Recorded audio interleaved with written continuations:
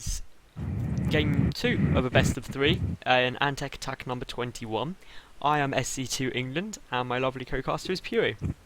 Hey guys. So, what do we have? We do have Revival, who is playing under the Smurf Excuse Me. He is the Zerg player, and we do have BabyKnight, who is the Protoss player in the top right. The map is Daybreak. It's the GSL version, so there are these supply depots there, which means no crazy wall-offs from BabyKnight early on. But, well, if you haven't watched Game 1 and you're watching on VODs, check it out. If you are live, I'll let Puri explain what happened in Game 1. Yes, well, game 1 was actually pretty simple strat to explain, really. The map was owner heart, and for those of you who don't know, normally the standard in PvZ is you wall off your natural, and then when you expand to the stage, you just take up the rocks and use that as your entrance.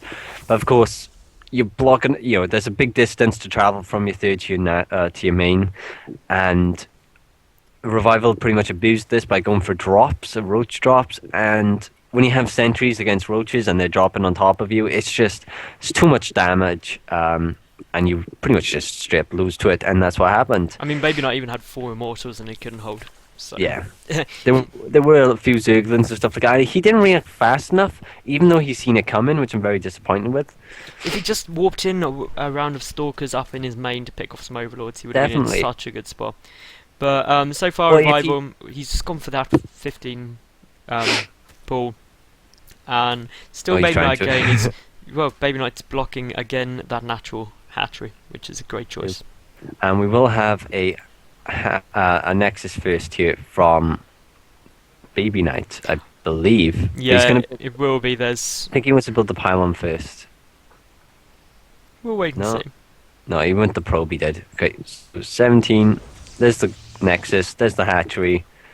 Forge comes up next. This is all very, very standard at the moment. I mean, this map, it is about 60% win rate for Zerg. It is. So, slightly favouring Revival anyway. And obviously, if Revival wins this, BabyKnight's out. If BabyKnight wins, it goes into Game 3. And whoever wins this is guaranteed at least €75. They certainly are. Which isn't too bad. So they're playing for money now, effectively. Definitely. And, yeah, it's like... If you guys don't know, it's €200 for this tournament, 75 second, 125 for first. Oh my god, the cannon is now being started. And there's 5 Zerglings running across the map right now. They shouldn't be able to get there. Well, they should just get there before, but will BabyKnight be able to wall off? He has got that probe coming down there, but I don't think he's seen it. I don't think he does. The problem is there's 2 holes in the wall. It's going to take more than one building to block that off, and this is going to be so close. And he's going to see it literally at the last second, but no, everything's in. God. And this could cost him so dearly. And he just didn't react. And 5 Zerglings is going to be very hard to build, to take care of. The gateway does finish now, so he can... The pylon goes down, and that's going to be annoying anyway. And... he's not building a Zealot. I feel BabyKnight's almost buckling a little under the pressure of playing against someone like Revival, who obviously he's been in the final countless times of AntecAttack. He's well versed, but I mean, look at the lost mining time here as well. Great micro there. He's nearly got all the Zerglings there. He's just going to leave a couple now. Oh, there we are, perfect surround, and he didn't actually lose a single Zergling there, which is really good. Yeah, sorry. All the Zerglings died. But he lost 2 pylons, which isn't the worst thing because he didn't really get supply blocked because his Nexus finished, just giving him enough. But still, he lost the mining time. And pulling nearly all of your workers off mining for probably a good 15 seconds is quite substantial. It definitely is. But on the plus side, it has delayed the 3rd base here for Revival. So that is true. By about a minute and a half. Yeah, so it was really quite delayed. If we look at the worker count, they're actually still completely level. The Chronobo's coming out on the Warp Gate tech. Yeah. Also +1 ground weapons. I reckon this is a 2 base all-in. It's looking like it. We got an extra 34th gas, but he is mining with 2 on each. So thus far, it's identical to the last game, apart from a faster +1.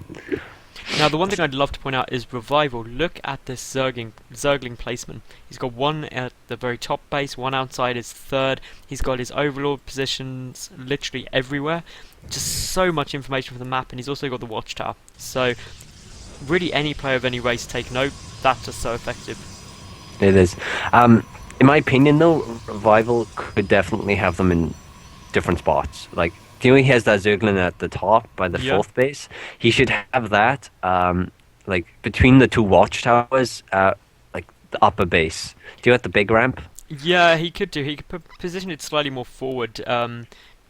Basically, just left of the base, so the no probe could get in there. But and it looks like we're gonna have a 7-gate blink immortal all in. Maybe actually no. We got 4 gates, a robo, a twilight, and a twilight. So that's very tech heavy. Maybe a DT drop. I know. But then there wouldn't be the robo facility out. Yeah, because it's a drop. Oh yeah, I suppose there's a lot of different options. Okay. Yeah, we got blink +2 and a robo. Okay. So this is still going to be fun, but I mean, Revival, he's getting into exactly what he wants to be. He's gonna next wave of drones. He's gonna get himself up to 70 drones. Nice. And once you're at 70 drones as a Zerg player, do you know what you build? Units. Anything you want. Yeah, literally anything you like. Pretty much. But it looks like Revival's going to go for the Spire. Holy crap! And we got another 13 drones in production now, and he is on 6 gas, so he's about to hit up at about 80 drones or something like that. We do have 8 gates out now for BabyKnight, and he's moving across the map. And he's getting our War Prism, so this is going to be a Blink Stalker drop. Or I've just heard 8-gate push using the Warp Prism as the power. Yeah, definitely. We actually have a 4th base in production as well for Revival, so that could be very interesting. The extra 4 gates are coming down now, so... I mean, the thing is, this Spire could get taken down hard, because Revival, he's only got enough money for... Well, he should have enough for about 10-12 mutas by the time the Spire finishes, but obviously, BabyKnight's in a position where he can get out a lot of Stalkers very, very quickly. Definitely, and it's important to note that he's actually been... He's gone for this very greedily. He actually doesn't have a Roach Warren. I know, and that's going to make it very, very hard to deal with.